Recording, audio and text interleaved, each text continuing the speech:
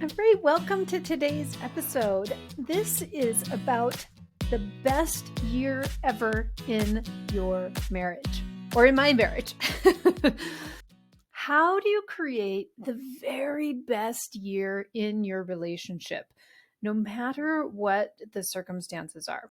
So, I wanted to record this episode because I love a good goal. I didn't realize how goal oriented I am until I started meeting people who are not super goal oriented. A few years ago, had a young man come to live with us, and I talked to him about goals, and I realized, oh my gosh, he has no clue about goals, just kind of the way he was raised and the way his life was. So it really kind of pointed to me, oh my gosh, yeah, not everybody is as goal oriented as I am. And that's okay. But if you're like me, if you are tantalized by the idea of a goal or idea of a vision or creating something in your future, I think this is a really good time to check in with that in the kind of springtime of the year, because it's not necessarily a season that we really think of goals. We tend to, as a season, think of them around the new year or during transition times or things like that. So I like to pick it up right now in the springtime of the year because we're a little lax in it right now. We may be becoming unfocused and just thinking about, oh, summer dreams, lazy summer days, or something like that. One of the goals that I had for myself for 2022 was for it to be my best year ever in my relationship with my spouse. So I have work goals and for my different companies, and I have personal health habit goals. I've been doing cold water dips once a week since Polar Plunge the new year. And I've been doing CrossFit and some personal health kind of goals like that, more like habit type of goals. And then those work kind of goals, those are really kind of tied to revenue and contacts and hiring people with my swim school. And we're starting new locations and things like that. But our relationship goal, this one was a little bit new to put this on my list in this particular way, to say it's going to be the best year ever. Because something like if you're looking towards having a goal around your relationship, it's a little bit more nebulous than, say, a work goal where you're going to make so many contacts, right? You can say, by the end of this year, I will have made so many sales, right? And how I know it's done is because I have a certain revenue. That our firefighters have training goals, right? That they have to complete so many training modules by X date. They know it's done because the certificate is printed off from the course they had to take or something along those lines. So oftentimes goals, anytime you look at goals, they have these, a SMART goal, the way you're supposed to look at it and think about it, that it's achievable and it's fixed in a time set and you have a way to really be able to measure it. But relationships, the number on a scale is not going to change if you have a good relationship or a bad relationship. You're not going to pass a test and say that you completed that skills module. You're not going to mark on a calendar how many times you went to that fitness class or not. So it's a little bit more open-ended, but I so think it's really worthwhile to think about. It makes you really have to stop and say, what does it mean? What would it mean, or what would it look like to put my relationship on the list of my goals for this year or this season or wherever it is? I don't want to say this year and have you say, oh, I got to wait till January 1st of next year to start this. You could start it right now. Start with me. So I wanted to share with you some visions and really think about, when I stop and think, ask myself the question, what would really go into making it the best year ever in regards to my relationship? And so I'm going to just share with you some of the things that I lean into and look at and think about with making it the best year ever, to be able to really kind of define that for myself. I have a container in which to go for this goal. So one of the things that's on the list is that we have a shared vision, that we do things that really kind of lean into having a shared vision. These are conversations anywhere from shared visions to what we're doing with our house, or shared visions about our children, or shared visions about our future. It happens to be my spouse today is doing an interview right now with change of position for his job, right? We have a shared vision of talking about what that fire career is looking like, and shared vision for my companies and how it impacts our family and our time together. Another thing is, this is a really big one that I'm practicing a lot that makes a huge difference into the best year of our relationship, which is letting my partner have their own feelings and letting myself have my own feelings. And the feelings that my partner has does not mean that there's something good or bad happening with them or with me, right? I'm not doing something right or wrong to be at the cause of their feelings. My feelings doesn't mean I'm doing something right or wrong, or they're doing something right or wrong. To really allowing each of us to have whatever feelings that we're having and not have to fix it right away, but just being able to be in the space. As humans, we have feelings. And when I practice allowing my spouse to have their feelings and allowing myself to have my feelings, I could create this space between where I'm reacting to a particular situation, right? A feeling is a reaction, I'm reacting to some stimulus, and responding, creating more space between the reacting and the responding. This is what allowing ourselves to have our feelings really does. It creates the space, because my first feeling, my first reaction isn't necessarily a way I want to respond within our relationship. We had, I noticed myself just this weekend, my spouse had a follow-up shingles shot. And I think you have to have 2 or 3 of them. I don't know. And when you have the booster shots, you oftentimes have a reaction to it and of not feeling very well. And I noticed, so my spouse was very groany and moany and sighy and slow about some things. And so he was just responding to this shingle shot. And I knew in my conscious level that that's what was going on. But most of the day, they were just doing their day in a very normal, sort of productive way, but just with this kind of way about it. And I would react in this way of like, oh my gosh, something's wrong. Why are they complaining all the time? What is going on?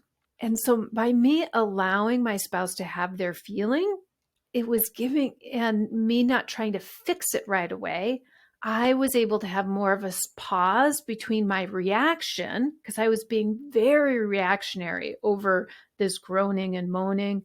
And I was able to put a pause between that reacting and responding. Oh, right.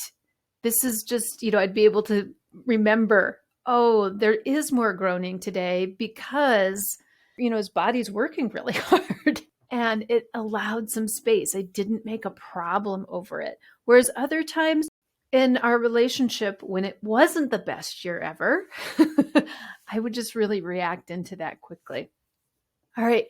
Another thing is deeply with this feelings is deeply questioning my own feelings and not looking to fix it right away, to be able to get curious about what I'm feeling, right? And I own it. I own how I'm feeling instead of putting it on my partner.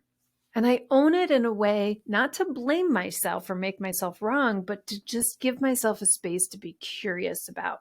So another thing for us to make 2022 our best year ever is trying new things together and doing, quote, scary things together. Now, this doesn't necessarily mean I put these two things together because doing, quote, scary things doesn't have to be something like a roller coaster ride or jumping out of an airplane. I mean, while that could be fun and interesting and exciting, scary that we want to do together, but it could even be things like having a conversation that I've been afraid to bring up, right? That can feel scarier than jumping out of an airplane or going bungee jumping or something like that. Having a new or different conversation, opening myself up to having a conversation in a way that I haven't had it before. This would be trying new things and trying something that's scary, saying something in a way I haven't said before, telling my spouse I'm going to let them have their feelings, whatever they are. When we first talked about that felt scary because what does that mean? Does it mean you haven't been letting me have my feelings? Just to open up to a new conversation. Let's see, what else do I have on my list here? Being able to actually say out loud, this is the best year ever in our relationship. Just claiming it and saying it out loud. I grew up in such a way, either from my family of origin or from just society at large, like it's not okay to toot your own horn. But to be able to stand up and say, I mean, what would my life look like if I was allowed to toot my own horn? What would it look like to stand up and be really proud and to claim things out loud? What would be the response I would get from other people that would maybe feed that feedback loop? When we took a big trip one year, it took us 3 years to plan it because we took the whole year off. We left our house. We bought an RV, right? We traveled around the world, or not around the world, but around the US. And we would just tell people that we were going to do this 3 years in the future. We'd picked a date and people would believe us, which was kind of crazy because we had no idea how it was going to happen. But we would just tell people this was what we were doing. And people would believe us. And then they would ask us really good questions that we would say, I got to go find out that answer, right? It helped us grow into the thing that we wanted to be. We wanted to be a family who could travel around the country in an RV with our kids. Like we wanted to have that be part of our story. So in the same way, just being able to say 2022 is the best year ever in our relationship allows space for my brain to look for how it is the best year ever. Not to say that everything that happens in this year is, quote, good, evaluative good, right? It's that I'm making it the best year ever. Let me tell you, that RV trip, we did it and it was really hard, right? You look at pictures of it, all the pictures you see, they're magical and beautiful and wonderful. But that year was really hard too. It wasn't all beautiful, magical, and wonderful. But I get to claim that it is. Like, I have no regrets over that year. The good, the bad, and the ugly. I'm so glad that we did it. So whatever the particular circumstances that we're going to come across this year, I want to be able to still claim that it is our best year ever in our relationship, that we take on whatever it is that we take on. Another way that this is our best year ever is that leaning into the self-critic and criticism. Criticizing is one of the biggest ways that we tear down our relationships and ourselves.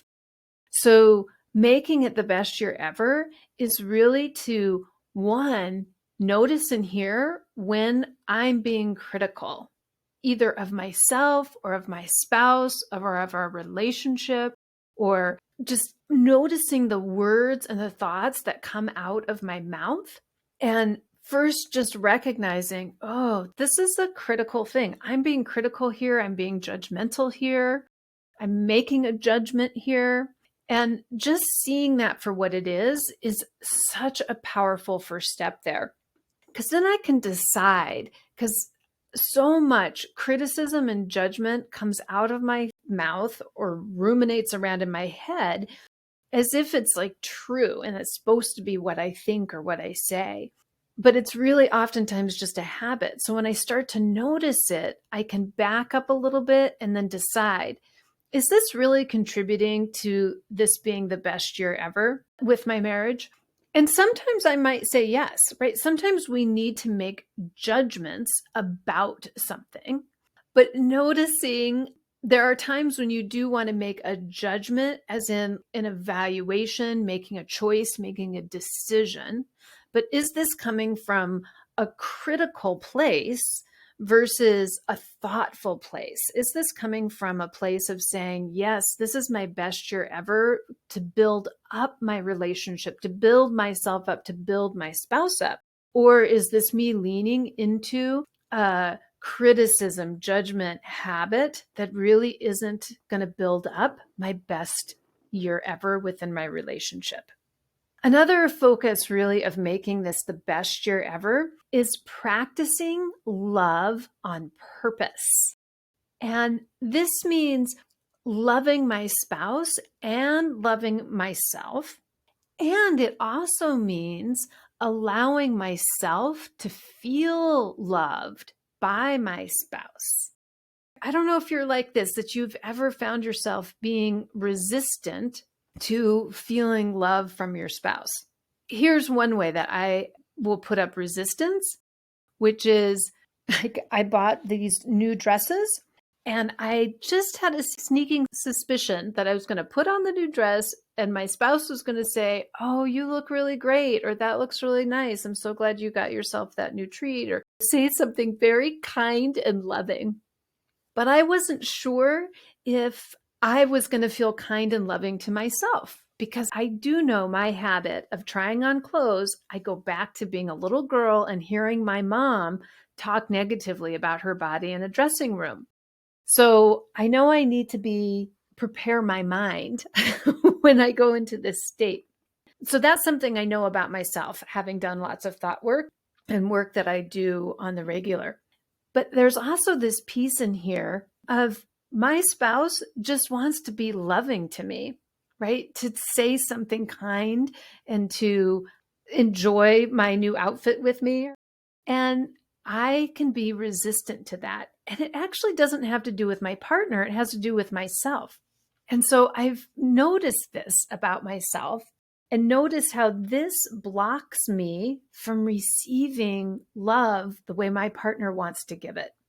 Maybe I have another way that I want my partner to give it. Like I want them to say the compliment in just the right particular way. That doesn't seem very fair. I want to be open to letting my partner love me in the way that works well for them, the way that he's good at showing and saying it, not the way that I want to receive it necessarily. I mean, I can make the request about how I want to receive something, but I also can really look for ways that my partner likes to show love and that I can feel that love in the way that they like to show it, not just about requiring it being in the way I want to receive it. Couple other things on my list of making this the best year ever in our relationship is planning fun things, mostly keeping a regular date night. I say mostly because, we got those schedules to work with. And it's okay. I don't want to resist that schedule. There's so much I love about my spouse and their work and how they enjoy that work and the fact that they get paid while I'm asleep and sometimes he's asleep too. So I'm okay with that. The date night isn't necessarily 100% every Monday night. Monday night happens to be our date night, that it is on a rotational basis. But over time through the year, keeping that Monday night for instead of 52 weeks, maybe it's 40. And that's amazing. Best year ever. So I wonder for you, what would be on your list? I do have more on my list, but I'll put a pause in it right now here because I wonder what's on your list. If you were to say, this is going to be my best year ever with my spouse, I have the opportunity to make this the best year ever. Doesn't mean that everything is going to be easy. It's about how you're going to handle the good and the bad. It's about the ways that you're going to be willing to open yourself and to build connection and love together, no matter if your partner's in on it or not. Let me tell you, I've told my partner, this is the best year ever in a relationship. And they're dealing with some big things right now, my partner is. And it's okay that he's not totally on board with it. I can believe it enough for us both right now and give him space to believe what he needs to believe about our relationship so that he can do the big work that he's doing right now. And I get to just completely love him and be with him in this journey together. So what would be on your list to make it the best year ever? That's within your charge, within your space, is not requiring somebody else to do something or to be a particular way. That the circumstances don't have to be perfect. You're not waiting for some future time, that idea that the grass is always greener over there. If we're always waiting for this future time for it to be the best, even when you get to that future time, you will not be practiced at recognizing you are in the best right now. This is the biggest reason to practice this kind of a goal right now, wherever you're at. You don't have to be Pollyanna about it. You don't have to be like, everything is a disaster and now I'm supposed to say it's the best. But just let yourself be curious about what it would look like to have the lens of this is the best year ever. The best year doing this really hard work, if that's where you're at. The best year ever being together and having your sleep so completely interrupted between their fire calls and that new baby. The best year ever at different seasons of your life is going to look different in what those circumstances are and the activities that you're doing and the particular way it looks. But how can it still be the best year ever for you and how you show up to your relationship? And if this is hard, if this is confusing, I would totally love to be there to help you out and to sort this stuff out.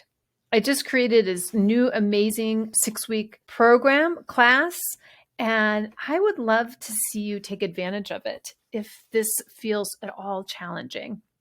6-week class, there's one-on-one coaching in there.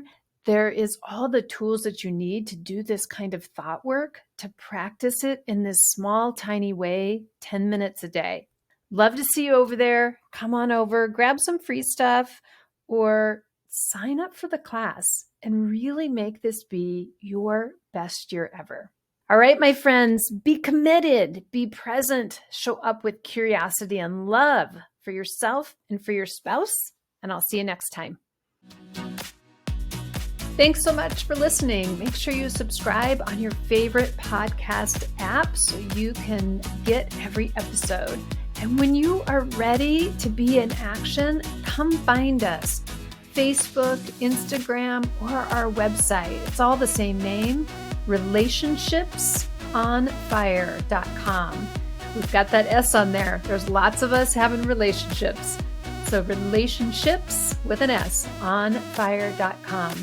Thanks so much. Saying goodbye, your fire and water gal, Cori Myka. See you next time.